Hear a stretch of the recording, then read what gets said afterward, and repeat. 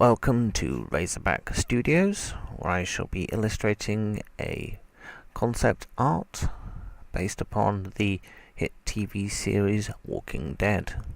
It's a concept piece using mixed media on A4 watercolor paper.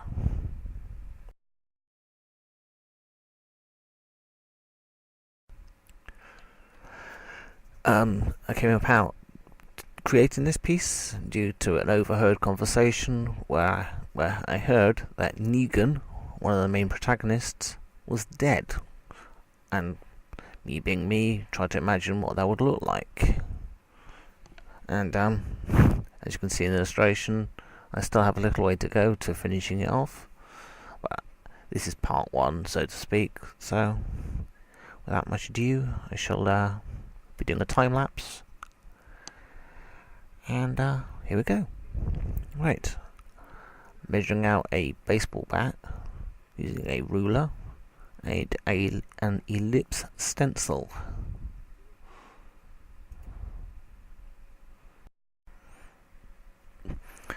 Not really much to report, just making sure it's all parallel and all the lines are straight and it actually makes sense.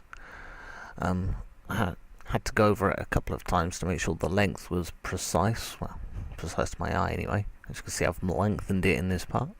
Sorry about the focus. I am trying to fix the camera, but it will do its own thing.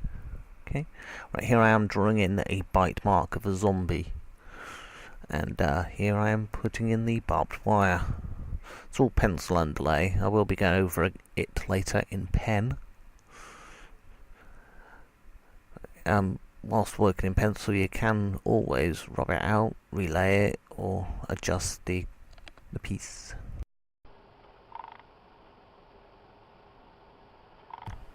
Right, here I am going over in pen, making sure the lines are defined, trying to be as neat as I can, whilst making the baseball bat look battered, because, you know, Neegan's baseball bat, Lucille, isn't perfect.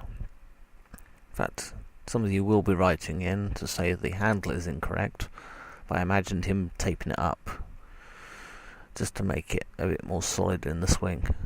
Okay, right. And I'm putting in his hand. I'm clasping out, sort of reaching out, but redundant, so to speak.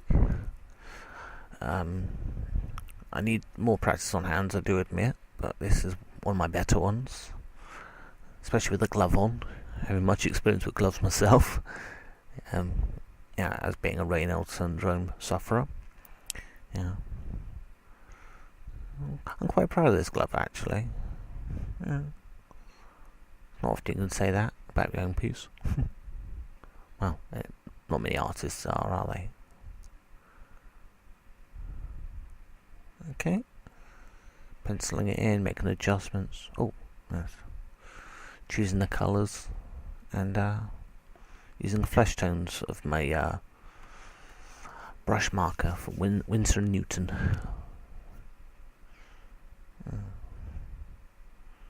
Going in, overlaying, making the shades. Going in, overlaying. Make sure everything is as precise as I can get, really. Using warm greys, cool greys, black, and a little bit of brown. Make it look beaten and worn. Filling in, just gradually building up the layers. Okay. Then adding white Gellirolla to make the highlights, the shiny bits of, that reflect off the leather. Okay, I'm now choosing the colour to fill in the bat, adding the wood grain. It doesn't have to be pretty, it doesn't have to be nice, because wood grain, although it does follow a pattern, doesn't have to be neat. Okay.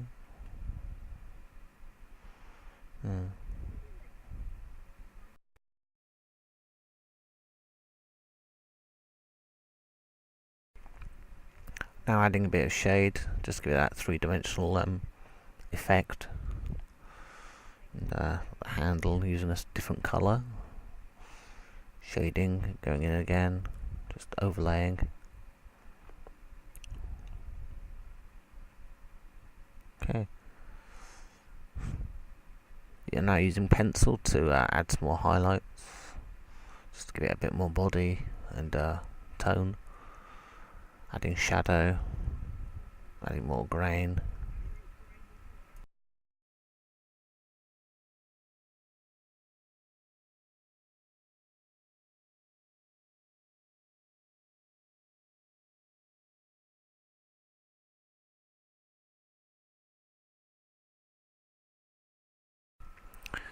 Just adding some highlights here, adding a bit of shininess. Being circular, it does need a bit of a highlight on the top edge.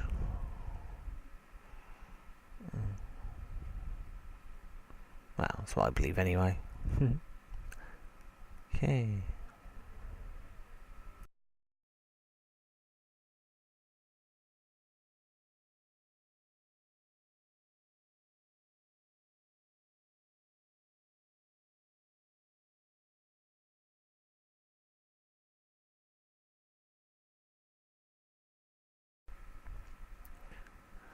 Just going back over with some pencil, adding a bit extra light because the shininess wasn't actually coming through. Right, here I am now measuring out the edge of the road that the baseball bat will be lying upon.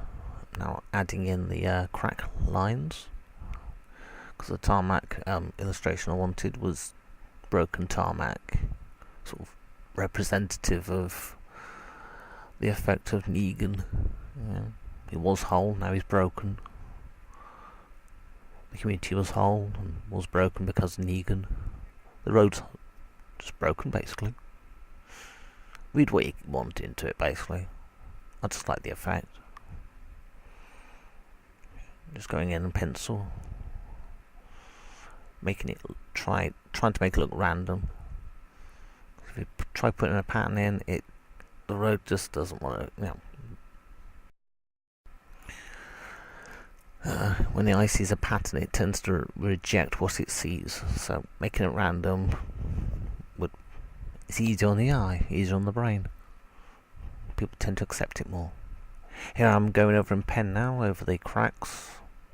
You can see they are rather random and oddly shaped. I based it off an image I got on Google. Didn't copy it exactly, but you don't really need to.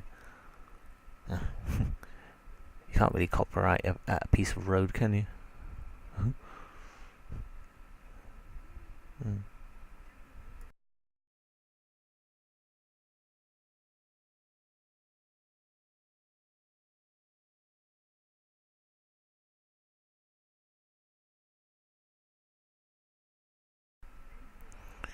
I do admit sometimes when I was putting in the pattern, certain objects came to mind.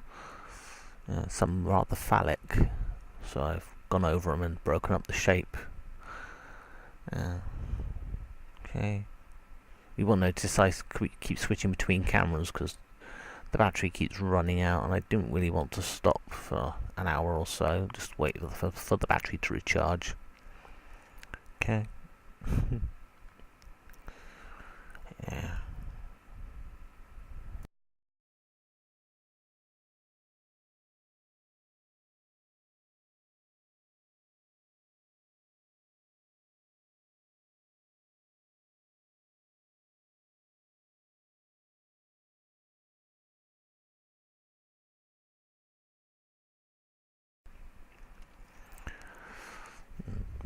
Making sure that the pieces are random as I can. Large breakages, small broken bits, even bits that don't connect to other parts.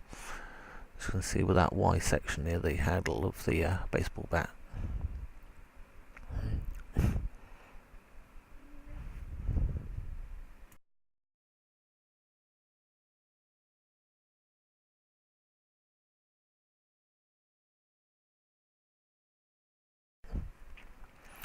Okay, now I'm going to start erasing all the pencil lines just to make sure I've connected all the dots, so to speak. Dampening down the paper, because I'm now be adding the watercolour. So nice grey, subdued tone,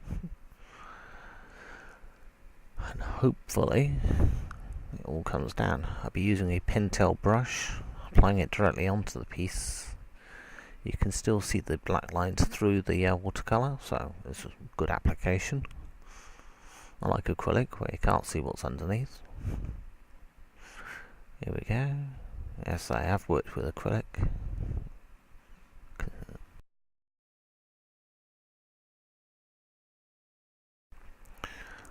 As with the cracks, I tried to make the application as random as I could, because as we both know, the tarmac isn't all one tone. It tends to be many different shades.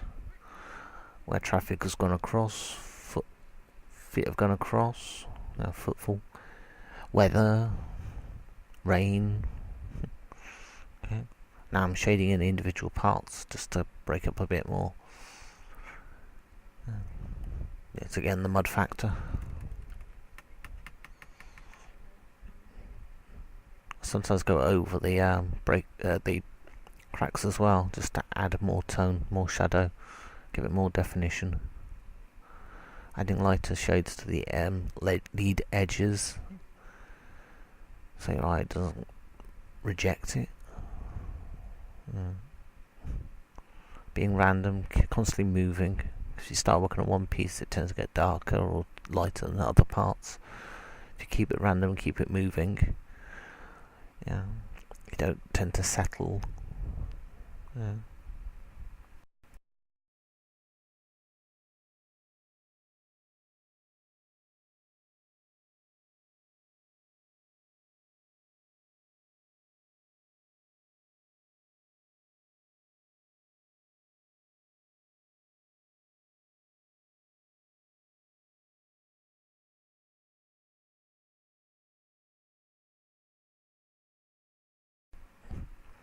Here I'm going back over some of the dark lines just to accentuate them and bring them out, because there are places where the watercolour and pencil have made the lines underneath fade almost into obscurity, so just bring them out.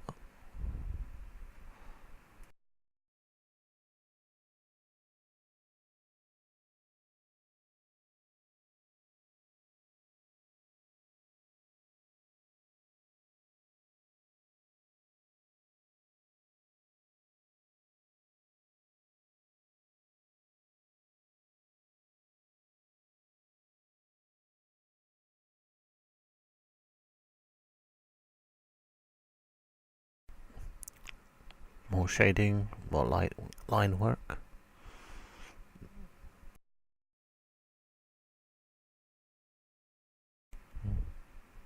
Okay, almost near the part. I'll add more detail, make it more road-like. Okay. As you can see, I tend to fiddle a lot.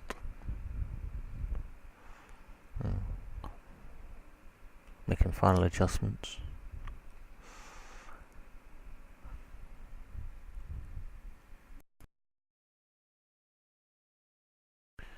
Here I am now adding the shadow to Neegan's hand. Just give it that extra 3D. Because we all know that light doesn't actually happen underneath hands. Okay, I'm now putting the lines for the markings. Putting on some white undercolour.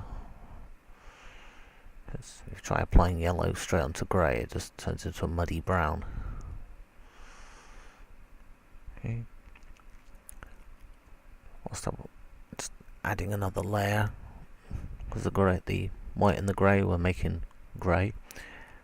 Just adding another layer to bring out the white. As you can see, the effect was quite good. Whilst that's drying, I'm adding the mud colour, intentionally this time. Make sure the border of this piece is covered using a Pentel watercolour brush. Now using a larger Pentel watercolour brush, I'm adding a larger section of brown randomly. I like being random. Life says I'm random anyway. Okay, using circular motions as well, because if you do lines, it tends to look like ploughed land. Going over certain parts because they're too light. Just adding tonality. Just making sure it's spread out properly. Right, here we go. The white's now dry, so I'm adding in the yellow road marking. Yet again, I saw this on Google Images. This is not a normal British road marking, so I have to rely on Google for the American version. Caution, verge ahead. Adding another tone to make it tonal. Because road marking wouldn't just be one shade of yellow after all this time. Okay, right, I've laid down a piece of paper here because as I'm resting my hand on the piece underneath, it would be smudging. So I've got the paper to reduce that smudging effect. Just adding a border between the road and the mud, where the dirt of the road will be leading into the dirt of the dirt. See what I did there? Right, adding a bit more shade to the yellow stripe, where I would collect the detritus of the weather and the traffic. Adding into some of the cracks as well, just to bring them out a bit more, give it that three-dimensional effect.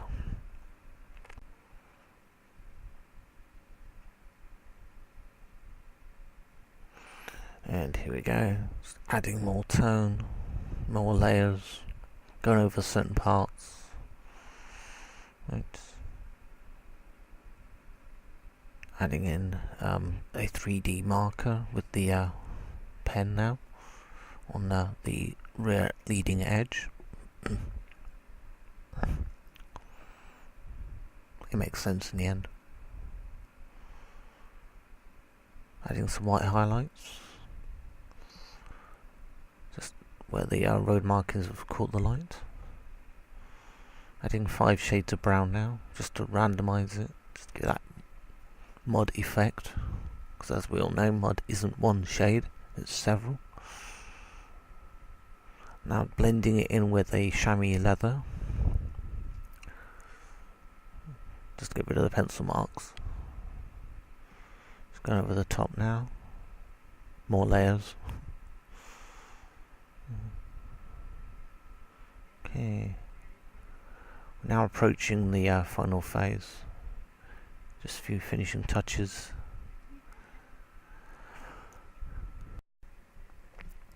Right.